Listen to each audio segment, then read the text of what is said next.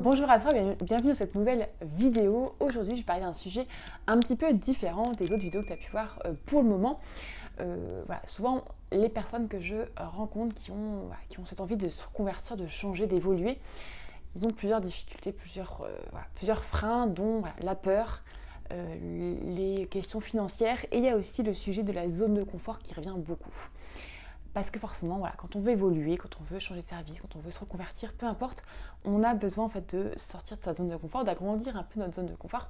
Et du coup, c'est un sujet qu'il faut apprendre quand même à bien comprendre et à maîtriser. Si tu ne me connais pas encore, je suis Charlotte, infirmière reconvertie et spécialiste en reconversion et évolution après IDE.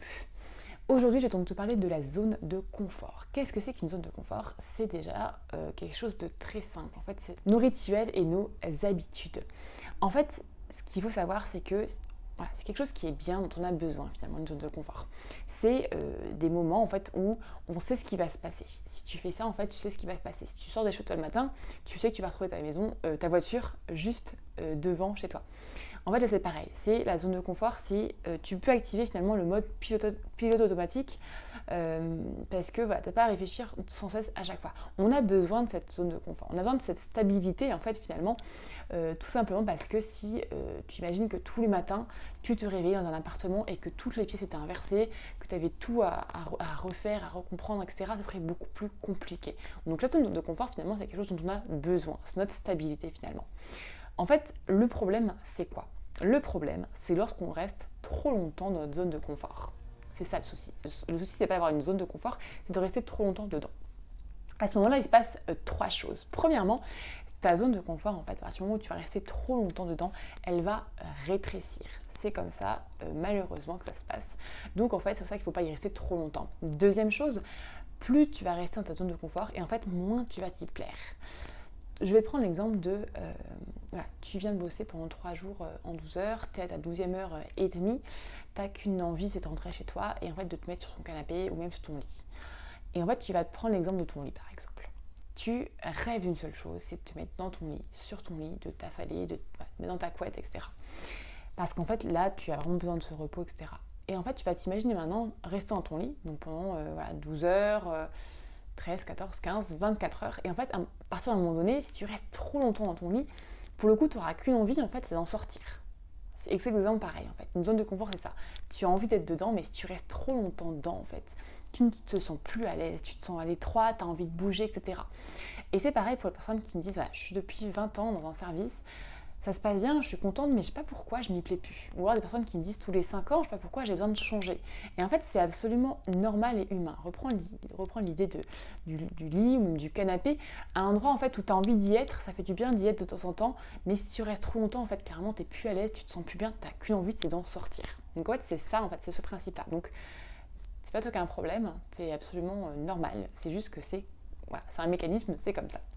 Et troisième chose, en fait, plus tu vas rester longtemps dans ta zone de confort et plus ça va être difficile d'en sortir. Donc ça, c'est quelque chose qui est important aussi, encore une fois, à retenir.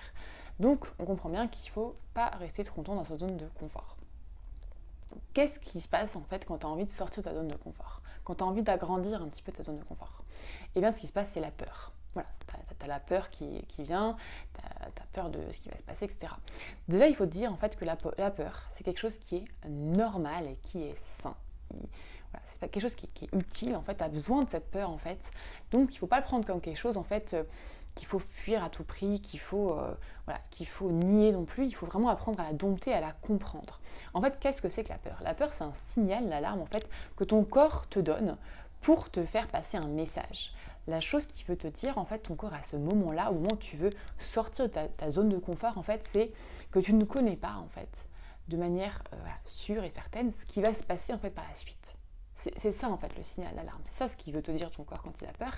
C'est juste que, attention, tu ne sais pas ce qui va se passer. Ça ne veut pas dire que tu vas mourir, ça ne veut pas dire que tu vas être en danger, ça veut juste dire que tu ne sais pas ce qui va se passer. La peur, en fait, encore une fois, c'est quelque chose qui est bien, qui est sain, on a besoin de ça. Et en fait, il faut comprendre, en fait, quand tu as peur, que ton corps te pose une question. La question, c'est est-ce que tu es sûr que c'est ça ce que tu veux? Donc c'est la question, en fait, que ton corps te pose quand tu ressens cette peur-là. en fait, cette question, on en a quand même besoin. Parce qu'en fait, si à chaque fois qu'on voulait faire quelque chose de différent, on le faisait à chaque fois parce qu'on ne se posait pas de questions, t'imagines bien que là, pour le coup, tu serais plus vraiment très très stable, tu partirais à droite à gauche, etc. Donc on a besoin en fait de cette peur-là qui te dit, ok, là, t'es sûr ou pas? Est-ce que vraiment tu veux faire cette démission, ce changement de poste, ce changement de service, etc. Ou est-ce que finalement, après réflexion, c'est pas forcément une très bonne idée. Donc prends la peur comme une question que ton corps t'envoie pour vraiment bien réfléchir, bien poser le pour et le contre. Ce qu'il faut retenir finalement, c'est quoi? C'est qu'en fait, à partir du moment où tu auras écouté ton instinct, ta petite voix intérieure, peser le pour et le contre, vraiment réagir avec, en étant raisonné bien sûr, en fait, ce qui va se passer, c'est que quand tu vas faire cette action, tu vas tout simplement agrandir ta zone de confort. Et en fait, c'est ça qui est important, c'est qu'en fait, ta zone de confort, tu peux l'agrandir. Plus tu vas en fait explorer le monde extérieur, entre guillemets, plus tu vas agrandir ta zone de confort. Il y aura plein de situations, plein de domaines dans lesquels tu te sentiras plus à l'aise. Deuxième chose qu'il faut bien retenir, et s'il y a une chose qu'il faut retenir de cette vidéo, c'est ça. C'est qu'en fait, la période en fait, où tu as peur en fait, où tu sais pas ce qui va se passer, où tu as des doutes, on est tous d'accord, c'est pas du tout agréable en fait. Il faut que tu retiennes que cette période, elle est passagère. C'est juste la transition entre ta zone de confort qui va s'agrandir ou dont tu vas sortir.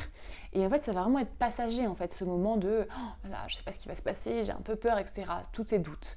Retiens bien que c'est passager, que ça va pas durer. Donc quand tu dis ça, tu dis « bon, en fait, ça va durer quelques minutes, quelques heures. » Ça dépend bien sûr de ce que tu vas franchir, quelques jours maximum.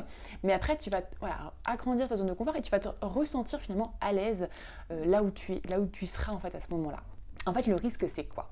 Le risque, c'est en fait que si tu ne franchis pas, si au moment où tu as ton signal d'alarme, en fait, si au moment où ton corps t'envoie cette peur, donc ce signal d'alarme, si à chaque fois, en fait, tu fuis et tu dis non, en fait, dès que tu vas essayer de sortir de ta zone de confort, ton signal sera de plus en plus fort et tu auras de plus en plus de mal à franchir cette barrière, entre guillemets, de ta zone de confort au monde, en fait, extérieur, à ta zone d'apprentissage.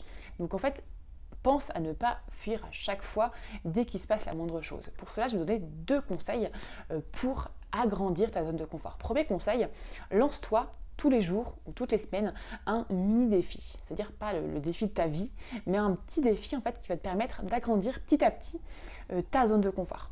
Par exemple, si tu prends toujours le chemin depuis 20 ans quand tu vas bosser, change juste de chemin à 1 ou 2 routes près. Prends cette petite route que tu ne connais même pas. Ça va permettre en fait de sortir de manière assez raisonnée et complètement sans risque en fait de ta zone de confort. Et en fait, tu vas le faire tous les jours. Des petites actions, des petites choses, des petits défis que tu vas te lancer pour finalement essayer de te sortir de ton quotidien, de ta routine. Deuxième conseil que je peux te donner, entoure-toi de personnes qui ont l'habitude de sortir de leur zone de confort. Je pense que tu as peut-être des gens qui te viennent en tête comme ça déjà.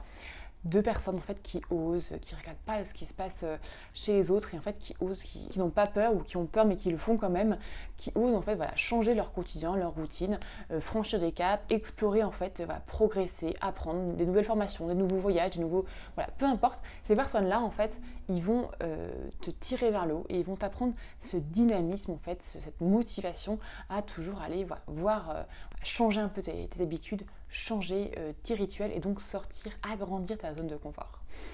Si tu as des idées de petits défis que tu peux te lancer dès maintenant, mets-les juste en dessous en commentaire pour essayer de vous motiver les uns les autres. Si tu as aimé cette vidéo, je t'invite à mettre un pouce bleu pour me le dire et je te retrouve du coup la semaine prochaine pour une nouvelle vidéo, conseils, astuces, témoignages pour IDE en reconversion. Je te dis à très vite.